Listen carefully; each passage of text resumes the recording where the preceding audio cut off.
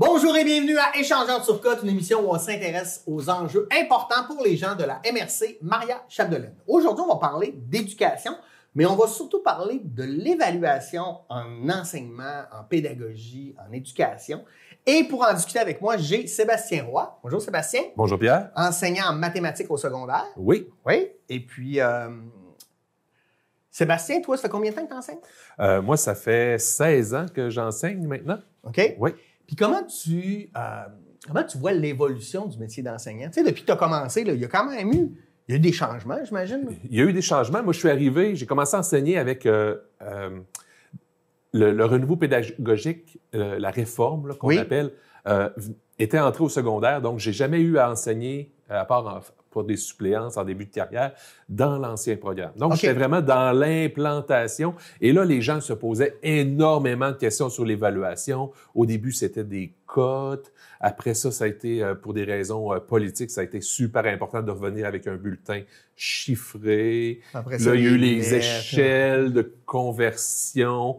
Puis là, c'était très axé sur les compétences. Tout d'un coup, là, c'était important qu'on remette un peu de connaissances dedans. Et là, je parle important au sens politique de la chose. Là. Donc, il y a eu beaucoup de décisions dans les premières années d'une réforme qui avait, à mon avis, plein de belles choses, mais qui a été très mal implantée.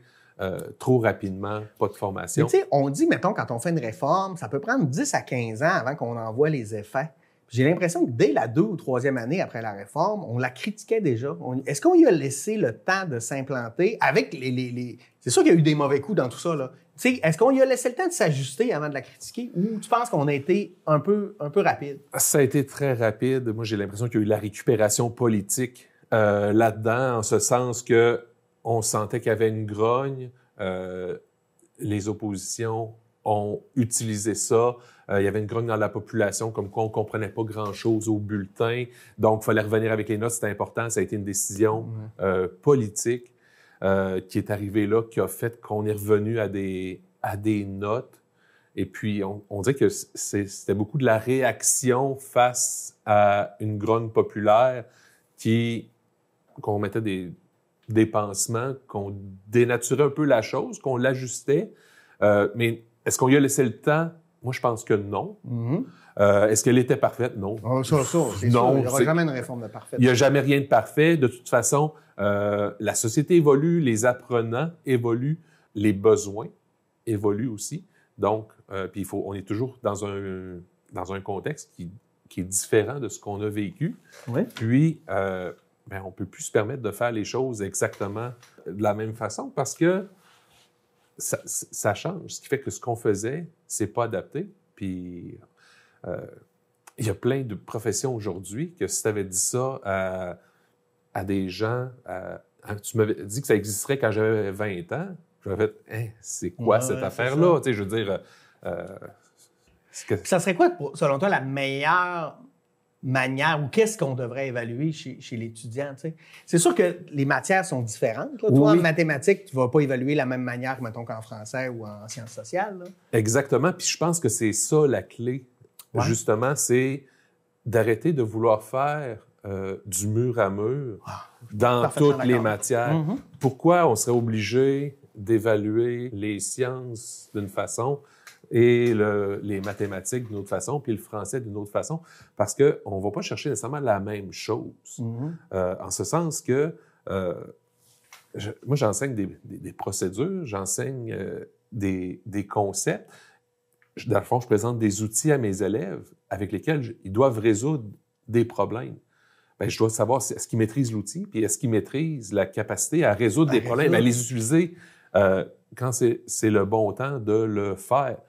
Mais quelqu'un qui enseigne l'histoire enseigne pas ça, enseigne des connaissances, enseigne des savoirs. Fait que toi, par exemple, quelqu'un pourrait avoir la mauvaise réponse, mais effectuer la bonne opération, dans le sens, il comprend ce qu'il a à faire, mais il a manqué son opérationnalisation, par exemple, et tu vas quand même lui donner des points parce qu'il a la méthode. Exactement, au même principe que quelqu'un est capable de mesurer une planche, d'aller la couper, d'arriver à faire « Oups, je me suis trompé dans ma mesure ». Il est capable d'aller reprendre une autre planche puis la recouper à bonne mesure. Ouais. Puis j'utilise souvent, moi, en mathématiques, cette analogie-là de la construction, si tu te trompes dans ton angle, quand tu installes ton plancher, au bout de 5-6 planches de plancher, tu vas te rendre compte qu'il se crée un écart. Bien, tu vas défaire, tu vas recommencer. OK? Donc, oui, on fait des erreurs, mais c'est pas la fin du monde. Je veux dire, alors, justement, dans mon évaluation, bien, à mon avis, je dois tenir compte de ces choses-là, que tu fais une erreur, tu t'en rends compte, tu peux la corriger. Puis est-ce que tu trouves que le cursus de ce qu'on enseigne aux étudiants, tu sais, on fait des choix, on décide d'enseigner ça ou ça, parce que l'objectif de l'enseignement, pour toi, c'est quoi? Tu sais, pour moi, c'est vraiment de créer la génération de demain, les citoyens de demain. Je suis un prof de sciences politiques, c'est sûr que c'est ça. Mais il y a quand même des... je vais y aller avec un exemple très clair. Moi, je comprends pas pourquoi qu'un jeune n'a pas le droit, n'a pas la possibilité de comprendre son système politique avant d'être au cégep s'il est en sciences humaines. Parce qu'on est tous citoyens. Selon moi, c'est aussi important d'être citoyen que savoir compter ou savoir. Mais, par exemple, dans le cursus, toi, en mathématiques, il faut voir cosinus, sinus, quelque chose qui va servir à des gens, mais pas à une majorité. Tu trouves-tu que des fois, on fait des choix étranges? Je ne sais pas si tu comprends ma question. Oui, je comprends ta question. Puis oui, parfois, il y a des choix qui sont étranges, en ce sens que si on se base seulement sur les notions qu'on apprend, moi, je pense plus surtout en mathématiques, on y va avec les processus mentaux, la capacité de développer de la résolution de problèmes, de raisonner, de faire de l'abstraction. Oui, ce qui est pas facile. Hein? Non, ce qui est pas facile. Puis c'est plus cette capacité, développer un sens spatial aussi. Je veux dire, tout le monde va me dire « Ouais, mais je fais jamais ça, prendre le volume d'un cylindre ou d'un cône. » Non, mais à chaque fois que tu achètes un pot de yogourt à l'épicerie, ben il joue avec le format, puis peut-être que toi, tu te fais avoir parce que tu n'as pas conscience de cette différence-là du volume. Hein. Du volume. Il suffit de faire 4-5 déménagements dans sa vie pour se rendre compte que l'organisation spatiale, c'est important, puis de comment rentrer la petite boîte dans la grosse boîte pour la mettre dans le camion, puis comprendre ta diagonale, ton Pythagore pour sortir ton divan, tu n'iras pas calculer, mais... Tu vas l'utiliser pareil, parce que tu l'as intégré. Exactement. Donc, c'est des processus mathématiques qui nous accompagnent tout au long de notre vie. Est-ce que chaque notion individuelle est utile dans la vie? Pas du tout, pas du tout, pas du tout. Je veux dire, n'importe qui, une fois qu'il sait faire un produit croisé, calculer un pourcentage, qui est la même chose d'ailleurs, puis... ça va te servir toute ta vie. Additionner, soustraire, multiplier. Non, ça, on est d'accord. Je pense ça, c'est comme la grosse base. Je trouve des fois qu'il y a juste des manquements, des fois, dans ce qu'on va apprendre aux jeunes. Oui, tout à fait. Puis, je veux dire, il y a tellement de choses à apprendre. Alors là, des fois, il faut faire des choix entre est-ce qu'on leur montre les outils pour l'acquérir ou on va leur enseigner beaucoup de choses individuelles. Ça devient comme... Puis il y a des matières aussi qui évoluent différemment des autres. En mathématiques, je pense, puis je peux me tromper, que ça évolue plus lentement qu'en politique où ça change en tous les jours. Oui, exactement. Ce qui fait que cette évolution-là apporte aussi des changements dans notre manière de travailler ou dans comment on va enseigner aux jeunes. Oui, ça entraîne des changements. Puis comme tu parles, moi, dans ma matière, ce qui change, c'est les outils pour le travailler. À l'origine, la calculatrice a arrêté de calculer une racine carrée à la main. Dans la génération de mes parents, c'était quasiment scandaleux de dire on va arrêter de montrer comment calculer une racine carrée à la main. Je suis enseignant de mathématiques, je l'ai peut-être fait une fois dans ma vie. Si tu me demandais de le faire aujourd'hui, il faudrait que je fouille. Ma sœur est comptable, elle ne sait pas compter. Ça n'a pas une calculatrice. Mais c'est ça. Ce que je veux dire, c'est que les outils nous ont permis de résoudre des problèmes plus complexes, d'aller plus loin dans le raisonnement, parce qu'on a des outils pour faire la base. Puis comment ça se fait? Parce qu'on parle d'évaluation, on veut évaluer des compétences, mais on choisit aussi ces compétences-là qu'on leur donne. Je vais te donner un exemple en sciences sociales. Ma fille, quand elle a appris, ça fait longtemps qu'on parle de comment parler des Premières Nations, les pensionnats, ces problématiques-là. Parce qu'on a toujours un peu folklorisé notre enseignement sur les premiers peuples. Puis là, moi, quand ma fille est au primaire, elle apprend encore la même affaire que moi j'apprenais. Mon garçon, qui a 3 ans plus jeune, commence à apprendre des choses différentes. On dirait que ça va pas vite non plus, ce changement-là de paradigme à l'intérieur du cursus. Je ne sais pas si toi, tu le vis peut-être moins en mathématiques, mais est-ce que tu as cette impression-là chez les... Je le vois je l'entends de mes collègues, c'est ce langage-là qui change. Puis, évidemment, moi, c'est peut-être des fois dans les histoires que les problèmes que tu vas créer ou que... Parce que j'aime ça écrire mes propres problèmes, donc je m'inspire de ce qui se passe, d'anecdotes, tout ça. Mais en sciences sociales, je vois que ça change tranquillement. Et puis, des fois, je me dis, heureusement que ça change pas trop vite.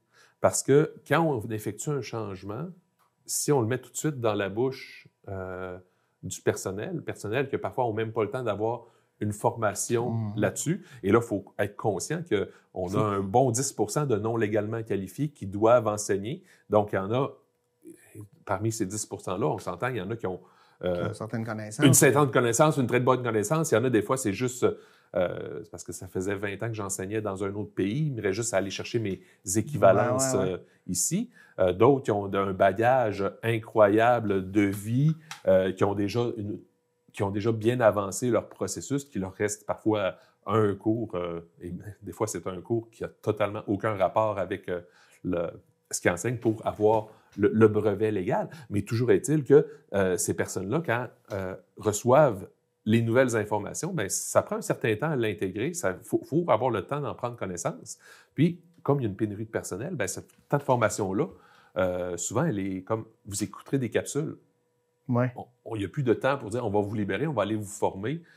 Donc, si ça arrive trop vite, si c'est implanté trop rapidement. C'est que la personne qui doit transmettre la connaissance ne la maîtrise pas assez bien, bien, ça crée d'autres lacunes. Non, puis des fois, bien, juste en lisant, des fois, dans le peu de temps que tu as, tu commences à juste lire, OK, les grandes lignes. Ça implique quoi, toutes ces grandes lignes-là? Le temps d'y réfléchir, de l'absorber, OK, je vais l'approcher comment? Comment je vais amener ce changement, mettons, de langage-là? Mettons, je parle justement des premiers peuples, les Premières Nations, les Amérindiens, les Autochtones. Donc, juste ce changement-là à intégrer, puis là, des fois, c'est faire perdre une habitude qu'on met dans le langage. Tellement. Je l'ai appris comme ça, oui, mais là, on essaye d'intégrer un nouveau langage, puis c'est correct de le faire, mais laissons le temps de l'intégrer, prenons le temps. Mais mieux de prendre notre temps et de le réussir que d'essayer d'aller vite puis que ça soit tout croche. Exactement. Donc, oui, ça peut être long, mais justement, intégrons-le. S'il y a une collection de volumes qui a été achetée il y a 3 ans, puis là, la nouvelle édition sort avec les nouveaux mots, c'est aussi des questions des fois de budget, là, avec les nouveaux livres rentrent. Si on achète une collection, essaye d'aller demander à ta direction de racheter une nouvelle collection l'année suivante.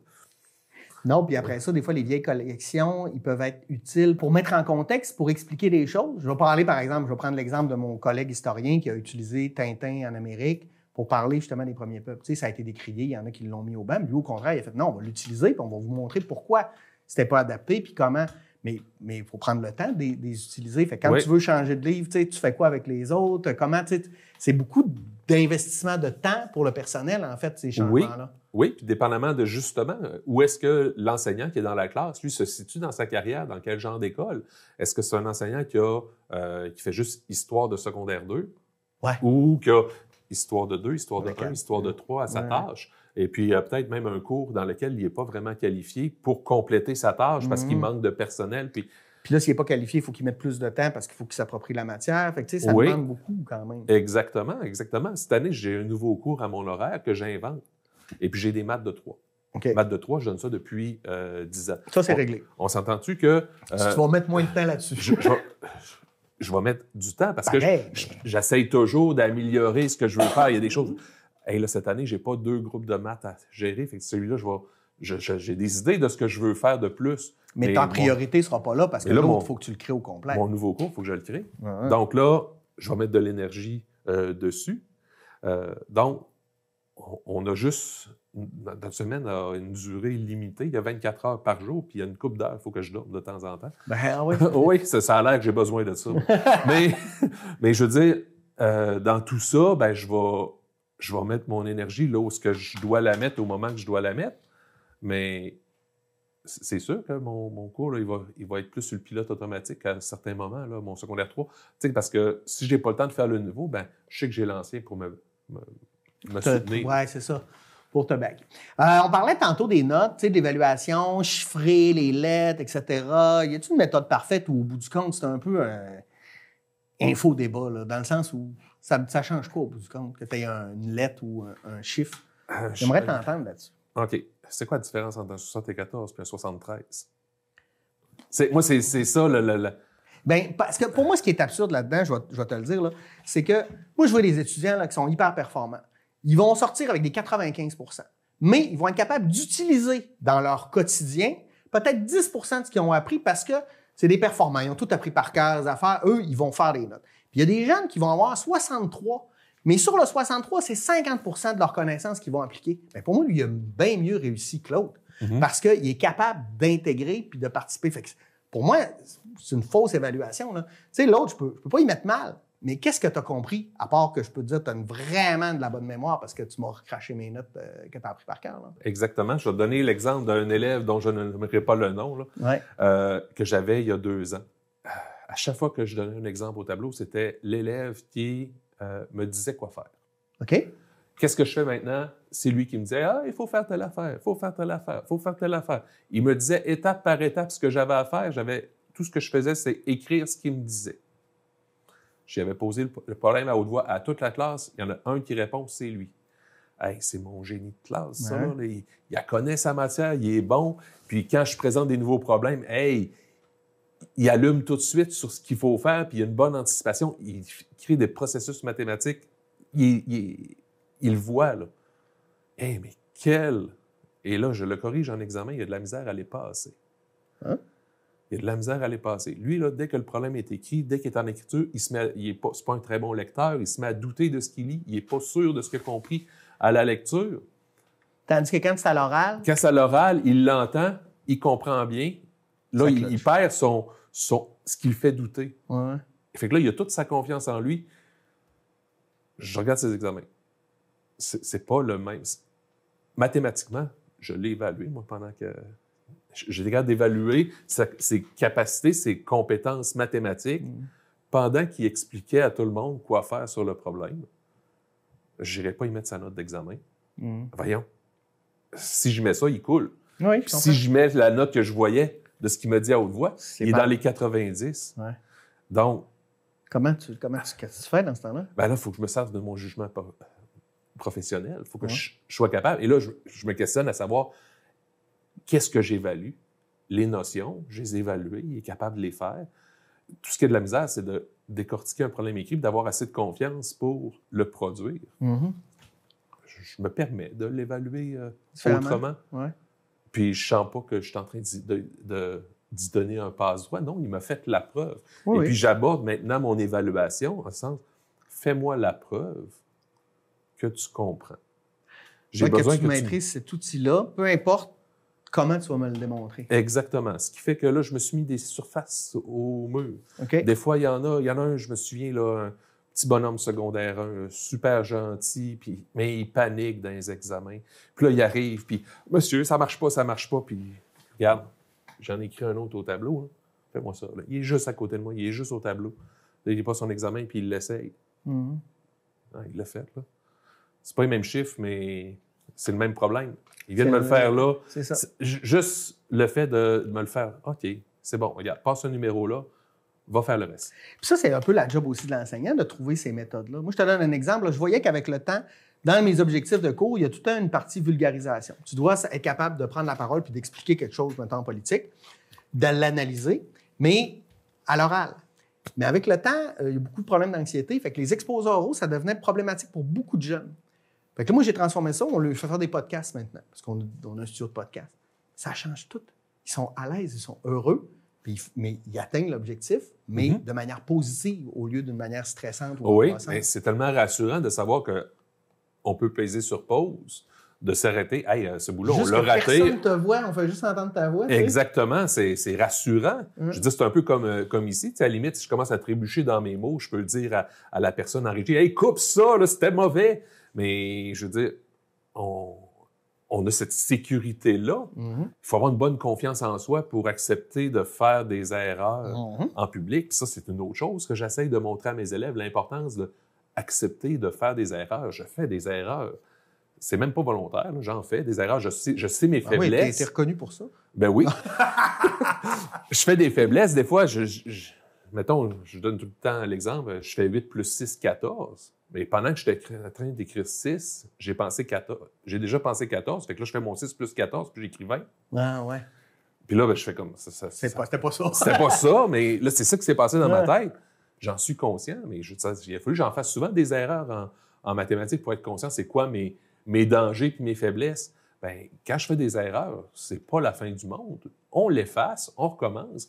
Et là, j'essaie de justement montrer à mes élèves d'accepter que les erreurs font partie du processus. Parce qu'historiquement, l'enseignant avait toujours raison, puis on n'avait comme pas le droit de se tromper, tu sais, quand on revient dans le temps. Oui. Mais aujourd'hui, je pense que c'est plus... Tu sais, c'est normal de ne pas tout savoir. Moi, en tout cas, j'ai souvent des questions où je fais « Je le sais pas, on va prendre le temps de le chercher, je vais revenir avec la réponse. Vous prenez le temps de le chercher, donne-moi là, parce qu'on ne peut pas tout savoir. » Fait que ça devient plus interactif aussi au niveau de la classe quand on permet à tout le monde de participer.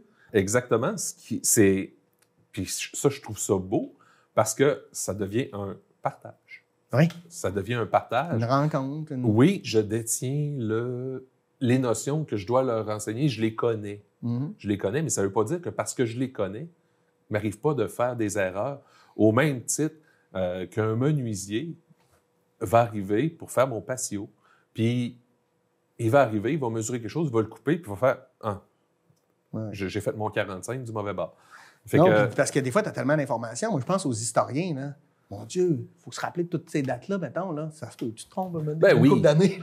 Ben oui, ça se peut, ça se peut. Puis des fois, là, je sais, je veux dire, j'enseigne justement les maths, j'ai enseigné les maths régulières, maths de 3, maths de 2. Okay. Ça, c'est que j'ai surtout enseigné ça au cours des 7 dernières années. Puis là, j'ai mes garçons, puis j'ai les enfants de ma conjointe, que là, eux autres rentrent en maths forte de secondaire 5. Ça fait longtemps que des choses que je n'ai pas fait. Factoriser des polynômes, puis tout ça. Puis je fais comme, t'as peu, là, celui-là. Là, il faut que... faut que tu te remettes. Il faut que je me remette, donc c'est pas... Les gens ne réalisent pas ça. C'est pas direct, là. Je veux dire, il y a comme, OK, on va le ressortir, là. Un peu comme au même titre que ça fait longtemps que t'es pas allé dans un endroit où on parle anglais, le ressortir... Oh oui, ça prend une couple de minutes. Là. De se le remettre en bouche, là. Donc, c'est ça. Au début, tu peux tomber ou tu tombes sur un nouvel accent. C'est différent. Puis j'ai remarqué aussi, des fois, avec des histoires de régionalité, des fois, la même chose est juste comme nommée de façon différente. Là.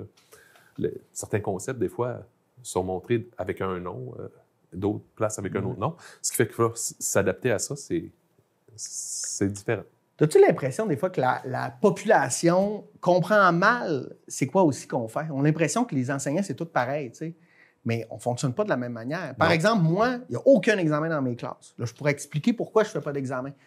Mais je ne dis pas qu'il ne faut plus faire d'examen. Je dis que pour moi, dans ma pédagogie, pas d'examen, c'est mieux. Mais si j'enseignais l'histoire, probablement que j'aurais des examens parce que c'est pas le même genre de notion. Tu sais, les gens, on dirait qu'ils captent pas qu'on n'enseigne pas les mêmes choses de la même manière. Tu sais, il n'y a pas une formule pour enseigner. Puis même pour l'enseignant, il y a des gens qui préfèrent être avec leurs notes dans leurs affaires, des gens qui sont plus expressifs ou qui vont faire plus d'activités. Comment tu perçois ça, toi? Bien, il faut se respecter quelque part là-dedans. Si on essaie de jouer à ce qu'on n'est pas, on ne sera pas bon dans ce qu'on va faire.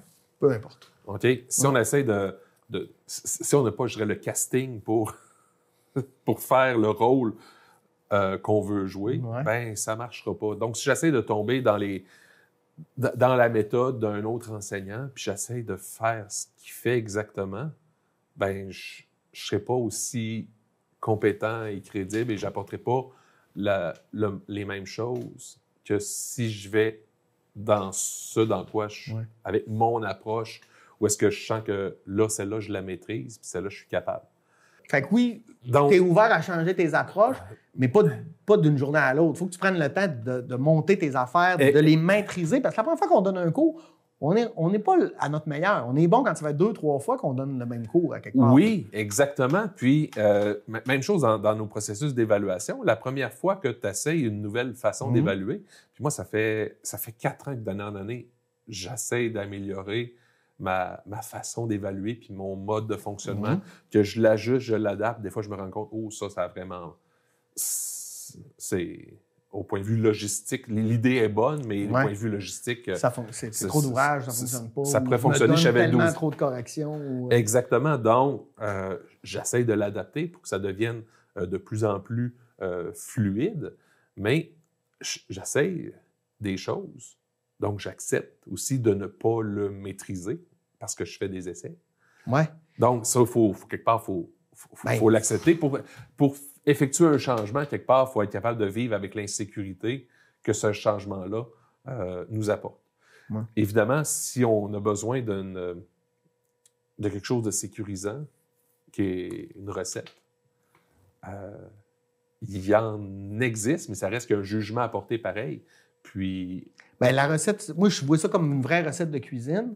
La première fois, tu suis tous les ingrédients pour l'essayer. Puis après ça, tu fais quand ça manque de sel. Puis là, la fois que tu la refais après, tu l'ajustes à tes goûts, à comment tu te sens bien avec ça. Tu sais, à ta couleur, puis à force de cuisiner, bien évidemment, à un moment donné, tu fais comme « Ah, je pourrais essayer ça à la place. » Et là, ta recette originale, elle se ressemble plus du tout, puis tu es rendu dans autre chose. Et puis, moi, on dirait, j'ai l'impression que c'est là que je me situe. C'est là où le mur à mur vient nous faire un peu chier, excusez, là, mais tu sais, quand on t'impose de fonctionner de la même manière que d'autres, quand on n'enseigne pas pantoute la même chose de la même manière avec les mêmes compétences. Exactement, exactement. Puis même des fois d'un collègue à l'autre. Je veux dire, je peux pas imposer ma recette à d'autres qui sont pas à l'aise, puis les autres, bien, s'ils m'imposent leur recette, je serais pas à l'aise. Puis moi, je te parle de mes examens, là. Mon collègue, lui, il fait encore des examens. Il dit, je comprends pourquoi tu n'en fais pas, mais moi, dans ma tête, il faut qu'il y ait un exemple. Écoute, ça, c'est toi, c'est pas moi, tu sais. Maintenant, on peut quand même se partager nos pédagogies pour s'inspirer, pour se faire évoluer, mais... Exactement. Puis, quand est-ce dans la vraie vie, on va remplir un examen pour faire valoir nos compétences?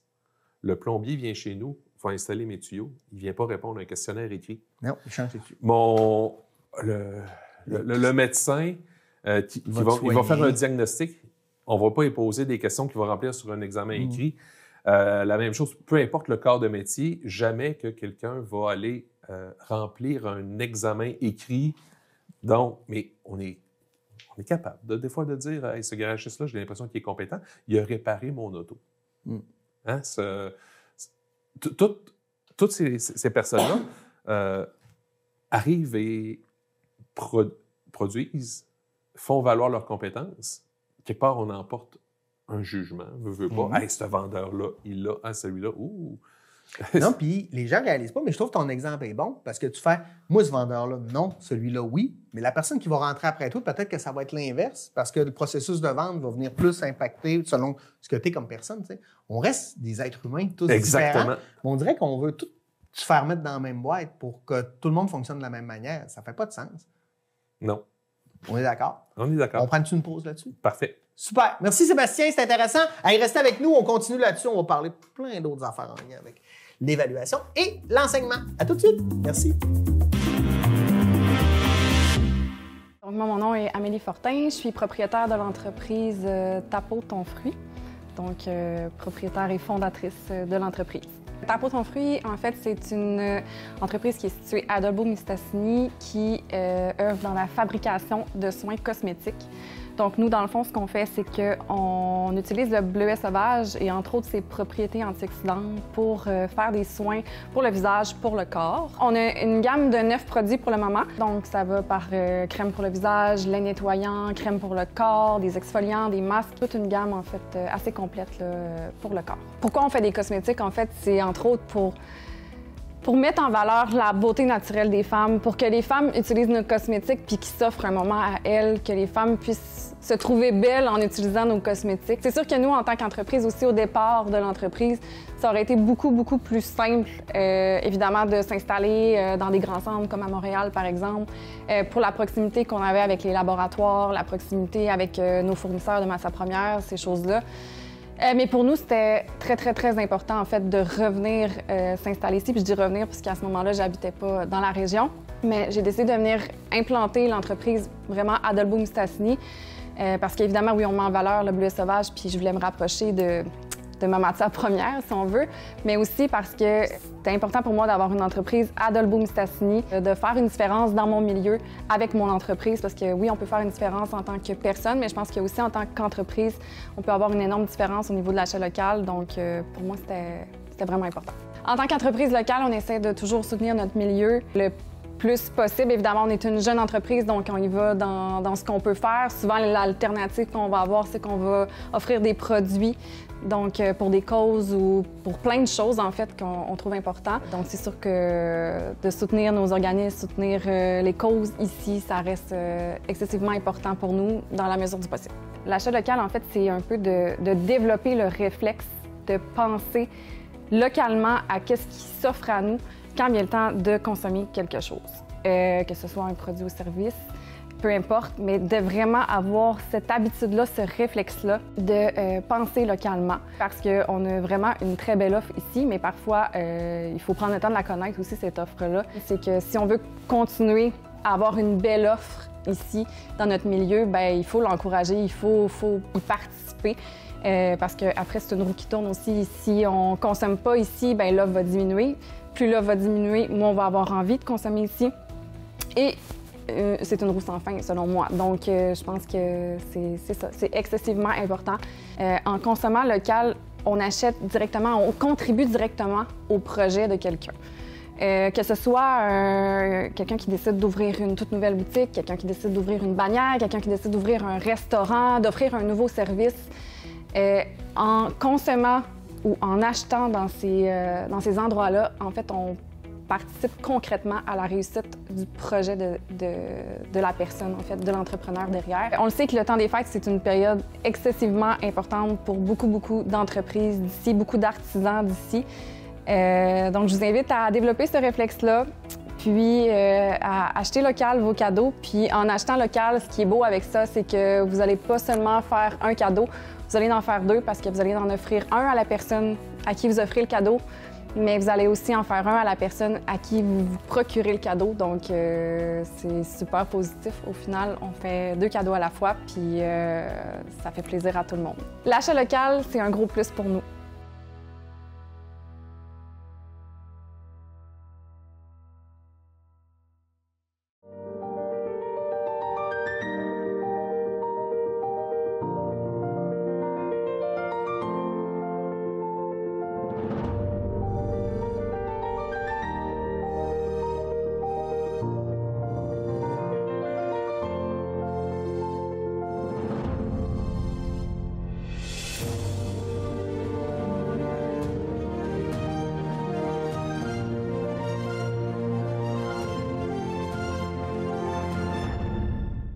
La télévision communautaire autonome parle des enjeux locaux, donne une voix aux citoyens et citoyennes, en plus de faire rayonner les talents d'ici. Accessible à tous, elle appartient à la communauté et donc à vous. J'ose ma télé communautaire, mon média de proximité.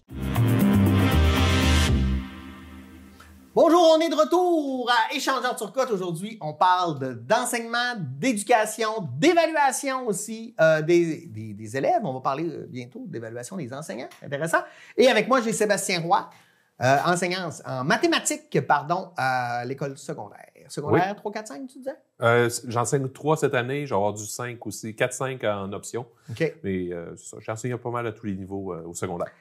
Je veux te parler de quelque chose qui arrive, qui a toujours été là, puis qui arrive ponctuellement dans nos carrières, mais qui a eu une accélération extraordinaire dans les dernières années. Et je parle de la technologie. La technologie, selon moi, c'est pas une solution miracle. Donc, c'est pas parce que tu as un super beau PowerPoint qu'à Go, tu es super bon pour donner un cours. Là. C'est un exemple niaiseux, là, mais tu sais, c'est un habillage, ça peut aider, ça ajoute, mais ça va vite aujourd'hui. Exemple que je donnais, moi avant je faisais des simulations parlementaires où les gens se parlaient avec des papiers. Aujourd'hui, je peux voir l'effet en temps réel sur un écran calculé par un algorithme sur, mettons, des négociations climatiques. Je rêvais même pas de ça il y a 2 ans. Aujourd'hui, écoute, on a là. Là, on peut parler de l'intelligence artificielle, on peut parler, tu sais, il y a beaucoup de choses qui arrivent. Comment vous gérez ça, mettons, toi en mathématiques ou tes collègues? Parce que moi, je vois beaucoup maintenant des gens qui sont obligés de revenir à l'examen crayon-papier en classe à cause de ChatGPT, entre autres à cause des gens qui vont utiliser l'intelligence artificielle pour tricher. Je m'excuse. C'est ça. C'est quoi ta perception de tout ça, toi? Hey, c'est une grosse question. Là. Oui, mais j'ai fait un long préambule. C'est tellement vaste. Ouais. J'utilise et j'ai utilisé énormément la technologie. Mm-hmm. j'adore utiliser la technologie. Je suis un... Bien, toi, entre autres, la calculatrice, ça a probablement changé beaucoup l'enseignement de la mathématique. Oui, là, à l'époque. Là. À l'époque, mais moi, j'ai fait mon secondaire avec ma calculatrice. Je veux dire, je fais partie... Ça, t'es déjà là-dedans. J'ai grandi avec ça. T'avais pas un boulier, là. Non. Même s'il y a beaucoup de blanc au visage, là, la calculatrice scientifique, j'ai tout eu ça. J'ai pas connu à l'époque des chartes de logarithmes, là, puis des... Non, j'avais la calculatrice, puis on se cassait pas la tête avec ça. Mais est arrivée la calculatrice à affichage graphique, qui a amené une révolution. Après ça, on est tombé, quand j'étais à l'université, avec des applications comme GeoGebra, qui étaient capables de... On pouvait, en géométrie, bouger les triangles et les propriétés étaient conservées. Wow! On a une infinité de possibilités. Écrire des fonctions, jouer sur les paramètres pour qu'elles bougent, voir les courbes, comment elles évoluent, ça amène différentes choses. Mais c'est positif ou ça ne l'est pas? C'est positif pour plein de choses et ça peut être parfois négatif en ce sens que pour certains élèves, pourquoi j'aurais besoin de le comprendre puisque j'ai juste à bouger un piton puis ça le fait tout seul? Ben moi, je vois beaucoup ça avec les fautes de français. On dit, je l'ai passé Antidote. Oui, mais Antidote, c'est bien beau. Mais toi, qu'est-ce que tu comprends d'Antidote? C'est comme si tu faisais corriger ton travail par quelqu'un d'autre puis tu n'expliquais pas pourquoi tu as fait des fautes. Je veux dire, en quoi tu grandis là-dedans? Là? C'est ça. Alors que je me souviens, à l'université, Antidote était sorti et ça m'a aidé à améliorer mon français. Pourquoi? Parce que tu prenais le temps. Je prenais le temps, je lisais le truc, puis ils m'ont posé la question, là, c'est avec lequel, lui, il s'accorde, c'est avec lui ou avec l'autre? OK. Donc, dans ma syntaxe, il y a peut-être une chose que je pourrais améliorer pour éviter la confusion. Mais tu n'aurais pu pas le faire. Aussi. Donc, ça dépend toujours en même temps de l'intérêt de l'élève. En plus, la technologie nous permet d'apporter des choses qu'on ne pouvait pas apporter. Tu parles de ton truc avec la conférence climatique, c'est épatant. Là. Je veux dire, moi, je fais juste imaginer ça, je fais « Oh, wow, je voudrais vivre ce cours-là. » Tout d'un coup, on s'inscrit comment? Mais je veux dire, moi, j'ai fait une banque dans un cours pour parler de maths financière avec un système de carte de crédit, puis les jeunes font des transactions entre eux autres en classe, avec des immeubles achetés que leur valeur augmente d'année en année. J'ai programmé ça. C'est une technologie que j'utilise qui m'a amené à faire un projet un peu capoté, que les élèves ont adoré. Ça me permet en même temps de les évaluer à l'intérieur de ce projet-là. Ils n'ont pas l'impression de faire un examen. Et puis, c'est génial. Ça me permet de générer des problèmes, des examens avec des variables, avec des nombres différents. Et que moi, j'ai toutes les grilles de correction possibles parce qu'ils se calculent tout seuls. Ce qui fait qu'un élève va faire l'examen A, l'autre va faire l'examen B. Ils ont la même question, pas avec les mêmes nombres. Donc, ça évite nécessairement de copier. Donc, ça apporte des choses facilitantes. Ça permet de donner parfois des travaux à la maison. Par contre, là, il y a toujours l'enjeu de l'intelligence artificielle. Est-ce que l'intelligence artificielle va être capable de le faire? Parce qu'il y a des trucs, on écrit une équation au tableau, on prend une photo, puis le problème se résout. Je le montre à mes élèves. Pourquoi? Parce que le soir, quand ils arrivent chez eux, s'ils essayent un problème, puis ils n'arrivent pas à la bonne réponse, bien, au moins, ils peuvent regarder comment j'aurais dû le faire pour arriver à la bonne réponse. Puis là, bien, s'ils s'en écrivent un autre, s'ils en font un autre après, bien, ils peuvent essayer de réinvestir les choses. Mais ils peuvent aussi pas le faire. Et puis me bullshit. Puis là, bien, mais ça devient, à un moment donné, rendu personnel. Tu sais, c'est l'étudiant qui est responsable aussi de son apprentissage. S'il ne veut pas mettre d'effort ou il veut tout le temps tourner coin rond, bien, ce sera lui qui sera incompétent sur le marché du travail. Là. Oui, puis en même temps, c'est justement que là, la vérification en classe devient nécessaire pour voir est-ce qu'il est véritablement capable de faire la chose. Au même titre que des fois, tu as un élève qui est assis à un endroit dans la classe qui a de très bons résultats, et tout d'un coup, tu le changes de place et il y a de moins bons résultats. Donc, parfois, ça permet d'avoir des doutes. De dire, OK, celui-là, est-ce qu'il essaye de m'en passer des petites vites? Donc, ça me pousse à... Je vais aller vérifier, valider pour justement me faire mon opinion. Donc, on prend des notes sur ce qu'on voit, ce qu'on observe. Alors, je n'évalue plus seulement lors d'une évaluation, mais... C'est en continu, à quelque part? Oui, c'est en continu. Et moi, je dis aux élèves, je veux que vous fassiez la preuve que vous êtes capable.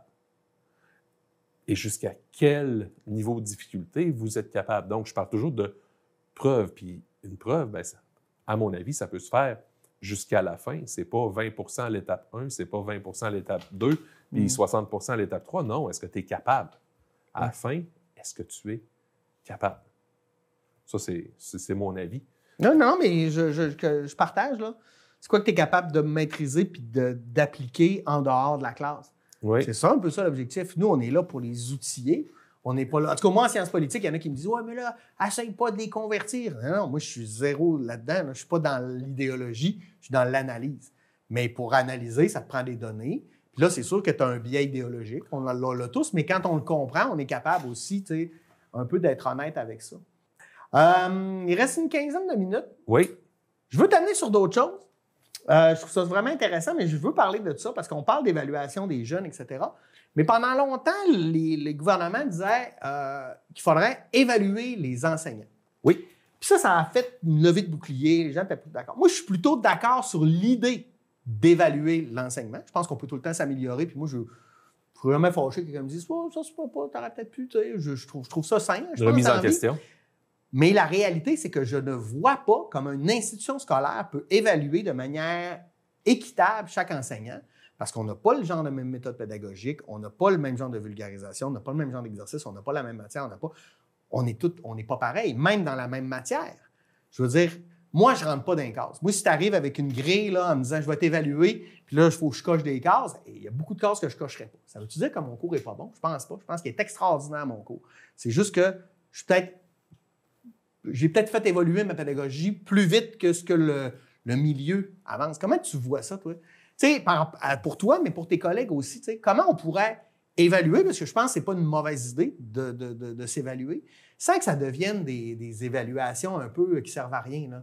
Hein? Ah, 82 % de votre classe a dit que la matière était passablement bien enseignée. Ça ne veut rien dire. Excusez, là, mais en quoi ça nous aide? Aucunement. Mais de faire dire hey, quand tu as 5-6 étudiants qui font ça, là, cette notion-là, j'ai de la misère parce que telle raison, ah là, c'est un déclic. Je trouve que les étudiants et le prof devraient communiquer davantage aussi là-dessus. Je ne sais pas. Excuse-moi, j'ai parlé beaucoup, mais ça me tient à cœur. Oui, je comprends que ça tienne à cœur parce que ça me tient à cœur aussi. Puis là, on en parle beaucoup. Le ministre a, pour nous au secondaire puis au primaire, a demandé dans un projet de loi, dont là, je m'excuse, mais le numéro m'échappe. Oui. Mais est-ce que les enseignants soient évalués chaque année là, dans le cadre de la laïcité? Oui. Et comment on fait ça? Hey, mais je ne sais pas. Ben non. Moi, j'ai hâte de voir le plan. Je suis totalement curieux. On est vraiment énormément d'enseignants. Moi, c'est drôle, mais mes directions, à qui la tâche va incomber, c'est rare que je les vois assis dans leur bureau à jouer aux démineurs. Donc, il n'y a pas vraiment beaucoup de temps derrière eux, là, devant eux, pour faire ça. Fait que le seul temps que tu as, c'est de faire une espèce d'évaluation globale qui ne sera pas efficiente. Et basée sur quoi? Sur les résultats de tes élèves. Mais ça, c'est niaiseux. Là. Mais je le sais parce que... Si tu veux que tous tes élèves aient 90, toi, le prof, c'est assez facile. Regarde, je veux dire, ça s'arrange. Je veux dire, je peux arrêter d'être compétent puis mettre la note. Absolument. C'est pas ça. C'est pas ça la pédagogie. Là. Et non, exactement. Donc, c'est super difficile à évaluer. Par contre, si un processus d'évaluation venait suite, mettons, d'observation, puis qu'on engage une discussion avec l'enseignant évalué, qu'est-ce que tu penses de ça? C'est quoi tes bons coups? C'est quoi tes mauvais coups? C'est quoi tu aimerais améliorer dans ce que tu fais? Qu'il y ait vraiment une discussion de recherche de développement continu. Dans le fond, basée d'abord sur une auto-évaluation. Parce que, je veux dire, on a tous... on les connaît, nos défauts. Hey, on les sait. On sait où est-ce qu'on se sent vulnérable, où est-ce que ça va, qu'est-ce que ça va pas, qu'est-ce qu'on pense qu'on aimerait améliorer, puis pour que ça soit plus efficace. Parce que des bouts, dans notre pédagogie, on fait comme « Oh, ça... » Mais on n'est pas un peu frileux. Tu sais, moi, j'ai proposé souvent de dire, justement, ensemble, auto-évaluons-nous. Venez voir mes cours, puis dites-moi. Puis le monde sont là, hein, ben, c'est une bonne idée, on pourrait faire ça. Jusqu'au temps où dire, après ça, je vais aller dans ton cours. Ah ouais, les gens n'aiment pas ça, d'avoir des gens qui... Mais c'est sain aussi, non? D'être capable de se faire critiquer, donc d'être ouvert aussi à dire, je peux encore m'améliorer, moi. Exactement. C'est, en même temps, ça demande de l'humilité. Oui, beaucoup d'humilité. Puis on est dans un rôle où on ne l'a pas tout le temps parce qu'on est comme le boss de la classe aussi. On est comme... Oui, puis il y a le côté aussi, ça demande une confiance en soi pour accepter que quelqu'un vienne avec nous, nous voir, nous regarder. Puis moi, je sais, des fois, nous autres, on est appelé à avoir des techniciens en éducation spécialisée qui viennent, ou parfois un deuxième enseignant qui va venir pour venir aider parce que qui va venir apporter de l'aide en classe. Mais je me rends compte tout de suite que quand j'ai quelqu'un comme ça dans ma classe, j'enseigne pas pareil. C'est peut-être mon petit côté, j'aime ça entertainer, mais je vais pousser un gag ou une petite inside, là, juste pour... Peut-être être meilleur, même. Peut-être. À ce moment-là, je suis plus stimulé, mais il y en a d'autres que, au contraire, un peu comme quand tu parlais pour les élèves des exposés oraux, tant que ce sont des élèves, puis tu as un rôle de pouvoir par rapport, ça va, mais quand tu te viens avec quelqu'un qui a un rôle d'égal ou qui a un rôle supérieur, hiérarchique, là, peut-être que ça se met à figer. Ouais. Donc, à ce moment-là, on perd la qualité. On a un regard pas juste de ce qu'on observe. D'où le côté, à mon avis, qui est important, s'il y a une bonne évaluation du personnel, il faut qu'on entre dans l'auto-évaluation, il faut qu'on entre dans une discussion sur comment que tu penses qu'on pourrait améliorer. Et avec des étudiants aussi, pas juste avec des professionnels, là, moi, je pense. Oui, mais... C'est eux notre public, tu sais. C'est eux notre public, oui. Oui, en effet. Puis, sauf qu'en même temps, plus l'élève est jeune, plus ça devient difficile de l'utiliser. T'as raison. Parce que le petit enseignant, le petit élève du primaire va arriver, il est amoureux de sa prof. Oui, oui. Tu sais, il l'aime, puis elle est peut-être super mauvaise, mais il l'aime. Ouais. Tu sais, puis des fois, l'élève du secondaire, là, il s'en fout de son prof. Puis il veut rien savoir de lui, ou il l'énerve, ou... tu sais, parce que tu lui as donné...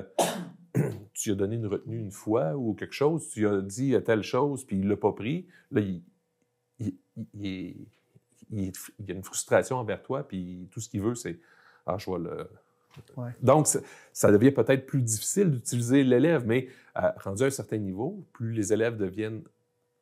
plus sont âgés, plus ils sont capables de faire la part des choses. En tout cas, moi, où je veux aller aussi là-dedans, c'est que je pense que c'est même bénéfique pour l'élève. Je vais te donner un exemple. Nous, depuis 3 ans, on a décidé de faire un cours en team teaching. Donc, plutôt que les étudiants aient un cours de géo, un cours de socio, un cours de politique, ils ont 10 heures sur 2 jours avec 3 profs. Au début, c'était un peu tout croche parce que là, la prise de parole, les affaires. Mais à un moment donné, on a réalisé que c'était bénéfique pour l'étudiant. Pourquoi? Parce que maintenant, on va parler de frontières. Moi, je vais dire la frontière, ça va délimiter l'État-nation. Là, la géographe va dire oui, mais il y a aussi des frontières naturelles, les océans, les montagnes, etc. Puis là, la sociologue va dire hey, attention, là. La frontière, ça ne fait pas juste diviser. C'est là où se rencontrent les cultures. Là, l'étudiant, il fait comme 3 profs me disent 3 affaires différentes, ils ne sont pas d'accord. Mais tout est vrai, mais tout n'est pas vrai. Mm-hmm. Mais ça démontre aussi que la science est en évolution, qu'il y a des points de vue, qu'il y a des paradigmes, qu'il y a un contexte à tout ça. Fait que je trouve que ça démontre aussi comment que la science, c'est beau, c'est grand, mais que ça doit continuer d'évoluer. Puis l'étudiant, lui, quand il y a juste un prof qui dit comme une vérité, il n'est pas capable de faire cette part des choses-là. En effet. Puis au même titre, quand j'étais en stage ou quand j'enseignais dans une région très, très lointaine, j'enseignais plusieurs matières. Montréal? Non. J'enseignais à Tête-à-la-Baleine sur la base Côte-Nord dans une petite école, 20 élèves. Blague, mais quand j'enseignais maths et sciences, c'est drôle, mais je faisais des projets de sciences. Et là, je passais mes maths dedans. Oui. Quand on faisait la physique secondaire 5... on ne se relie pas assez entre les matières. Non, puis souvent, c'est une question de timing. Je veux dire, comment faire pour arriver en même temps que l'enseignant de physique soit rendu dans les lentilles, alors que tu as des élèves qui sont dans 2 groupes différents. Certains, au point de vue de l'organisation scolaire, ça devient hyper difficile de faire concorder toutes ces choses-là, surtout quand j'ai des élèves qui ont tel enseignant, puis d'autres élèves qui ont tel autre enseignant. Ça devient plutôt laborieux de faire ces choses-là. Puis quand on évolue sur 2-3 groupes, là, ça devient encore plus difficile. Donc, mais quand tu vas rechercher ces choses-là dans toutes les matières, là, ça permet justement d'intégrer les choses. Et puis, quand tu le fais avec un collègue, là, justement, comme tu parles en team teaching, là, l'auto-évaluation entre 2 enseignants, « Hey, quand tu as fait ça, j'ai aimé ça. » Puis ça... Mais il faut être prêt à recevoir aussi les trucs moins positifs. Oui, puis... Mais puis savoir apprendre à le dire à l'autre aussi. Là, oui, mais aussi, quand l'autre, à côté de nous, fait quelque chose, puis on voit que ça fonctionne, bien là, ça nous permet des fois d'avoir un modèle. Je vais l'essayer aussi. Est-ce qu'on ne parle pas assez de pédagogie entre nous, les enseignants? On ne parle pas assez de pédagogie entre nous, Parce les enseignants. Parce qu'on n'a pas le temps. Là. Je dis pas, c'est pas un reproche. Non, on adore ça, parler de pédagogie, les enseignants. J'ai l'impression qu'on manque de temps pour le faire, pour le changer, pour l'évoluer. On manque de temps et dans une année, souvent, puis j'imagine que c'est la même chose au cégep, tu croises tout le temps les mêmes enseignants dans tes pauses et il y en a d'autres que tu ne vois jamais parce que l'horaire est fait en sorte que pendant que tu es dans ta classe, l'autre est libre et quand tu tombes en... Et vice-versa. Et vice-versa, ce qui a fait qu'il y a des enseignants que je ne vois jamais, sauf le matin quand j'arrive et le soir quand je pars.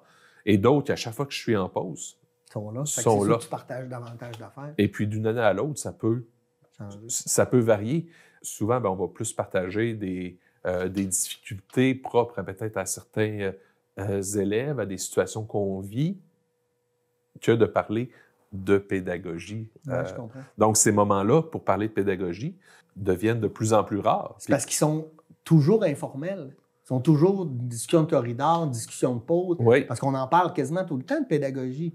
Mais on ne s'assoit jamais pour vraiment réfléchir à nos pédagogies, partager nos pédagogies, démontrer que, regarde ce que je fais, si tu as le goût de l'essayer. Je trouve qu'on partage peut-être pas assez. C'est parce qu'on on veut trop protéger nos acquis ou... Je le sais pas. Parfois, moi, dans des réunions de ce type-là, moi, j'ai vu deux catégories. Il y a ceux qui parlent beaucoup, qui essayent de vouloir partager, et ceux qui ont plus... moi, je suis bien dans ce que je fais, puis je veux... Laissez-moi faire. je veux pas que tu m'amènes à changer. Ouais. Et puis, là, j'ai l'impression qu'il y a comme des prêcheurs. Oui, des écoles. Et des... C'est pas tout le monde qui évolue à la même vitesse. Non. Ce qui fait que souvent, il faut se créer ces petites équipes-là dans lesquelles ça évolue. Puis là, tout d'un coup, l'équipe se met à grossir. Puis là, ça commence à encourager des gens. Mais on dirait qu'à chaque fois que j'ai vu qu'il y avait des exercices d'imposition de groupes de travail, souvent, ça marchait pas. Alors que des fois, là, si t'es 2-3 collègues qui veulent essayer quelque chose, puis on essaye de monter quelque chose. Ça se fasse naturellement. Oui. Mais il faut avoir le temps quand même. Et il faut le créer.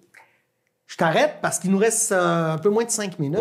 Puis, on est dans une institution. C'est pas nous qui dirigeons les écoles, les commissions scolaires, ça n'existe plus, les centres de services, etc. C'est pas nous autres qui faisons l'administratif. Nous, on est en classe. Comment cet appareil administratif-là pourrait nous aider, nous, les enseignants? Selon toi, là? Tu sais, sans critiquer ou tout ça, mais y a-t-il des mesures, des fois, qui pourraient être simples? Parce que je comprends qu'ils ont d'autres choses à gérer puis que c'est pas simple, là, la job qu'ils font. Puis ils veulent pas notre mal, puis ils veulent pas qu'on soit pas bon. Ils veulent que tout fonctionne. Mais y aurait-tu des déclics, toi, comme enseignant, tu ferais comme, peut-être que si on allait dans ces axes-là, ça pourrait vraiment apporter un changement positif dans l'enseignement, dans l'évaluation, dans ce qu'on est comme institution? Pendant la pandémie, d'abord, on est tombé, nous autres, à 2 bulletins par année au lieu de 3. Déjà, ça nous a aidé énormément. Produire un premier bulletin au début novembre. Le premier mois, tu apprends à connaître tes élèves. OK? Puis, après ça, tu commences à leur montrer quelques notions. Puis là, rapidement, il faut que tu te dépêches. Il faut que j'aille des notes pour être capable de produire une note qui a de l'incidence sur sa fin d'année. Mm-hmm. Je veux dire, on n'a pas assez de bagages encore pour produire des notes. C'était, on y va jusqu'aux fêtes, on produit un bulletin. Après les fêtes, on produit un bulletin de fin d'année. Déjà là, ça nous laisserait plus de temps. Ça, c'est la première procédure qui pourrait être, au point de vue administratif, qui nous aiderait. Puis là, je sais que ça ne se décide pas au niveau de l'école, ça se décide au niveau du ministère. Les écoles sont pris avec ça aussi, sont pris à gérer 3 rencontres de bulletins. C'est compliqué, faire bouger le ministère. Puis, comme c'est politique, ben ça change. Le ministre de l'Éducation change souvent sur 4 ans. On en a 2 à peu près par 4 ans. Mm-hmm. Là, le temps qu'il y ait leur dossier, tout ça, puis c'est lourd, puis c'est gros. Oui, 1 an pour commencer à espérer qu'il change. Puis 1-2 ans à attendre avant qu'il se décide de le changer. Là, on tombe en élection, fait que là, c'est un nouveau gouvernement. C'est ça. On n'est pas sorti du bois. Non, mais ensuite, ça, c'est pas dans les écoles que ça peut se décider. Non, mais vous, les enseignants, est-ce que vous auriez des doléances ou des demandes en disant Hey, ça coûterait rien, là, puis ça nous aiderait énormément, nous, les enseignants. C'est super difficile à dire. C'est sûr que... le contexte de ton équipe, de toute plein de oui, je veux dire, je comprends pourquoi. Parce que, mettons, celle qui est à l'organisation scolaire qui produit les bulletins doit avoir le temps de les valider pour être sûr qu'il n'y a pas d'aberration, que tu n'as pas mis un commentaire à un élève que 95, mettons, devrait pratiquer plus son instrument de musique parce que tu t'es trompé dans un code à 2 chiffres. Il me semble que ça n'a pas d'allure. je comprends. Ouais, j'ai dû faire une erreur ou des aberrations. Je comprends qu'elle a un certain délai puis elle a une date imposée par le ministère pour produire le bulletin. Ce qui fait que nous, souvent, ça nous bouscule pour produire la note, ce qui nous laisse moins de temps pour faire notre travail. Donc, nous enlever de besoin d'évaluation. OK? Mais c'est encore là, la décision n'est pas prise localement. Maintenant, dans les outils qu'on nous propose, ça reste assez standardisé. Là. Je veux dire, dans le logiciel qu'on nous propose, il n'y a pas beaucoup d'options. Bien, ces logiciels-là pourraient être plus souples. Oui, mais as-tu l'impression, je vais finir là-dessus parce qu'il nous manque de temps, mais que dans ce qu'on nous propose, des fois, ça vient de l'externe. Hey, essayez ça. Mais personne n'est venu dans ta classe pour faire Hey, Sébastien, de quoi tu aurais besoin? C'est quoi tes besoins? Mais on t'amène des solutions sur des problèmes que tu n'as pas en disant Hey, essaye ça, mais on ne vient pas voir c'est quoi les réels problèmes que tu as dans ta classe. Je comprends que ça prend du temps, tout ça. Oui. Mais moi, j'ai cette petite affaire-là qui me chicote tout le temps, là, des conseils pédagogiques qui arrivent avec des super affaires. C'est pas contre l'argent, mais quand est-ce que ça répond pas aux besoins que j'ai? Parce que tu n'es jamais venu le valider, mon besoin, dans ma classe. Tu sais. Comme quelque chose. Hey, Sébastien, je te laisse terminer. Tu as 10 secondes. D'abord, du temps pour être tout seul avec mes élèves pendant qu'un s'occupe du reste du groupe. Ça serait utile. Parce que là, je pourrais évaluer comme chaque en élève Finlande, individuellement. 2 profs par 20 élèves. Ça fait une grosse différence. Oui. Hey, merci beaucoup, Sébastien, de ton passage. Toujours agréable de parler d'éducation avec toi. Je suis certain qu'on va en faire une 3e. On a du stock à dire, c'est fou.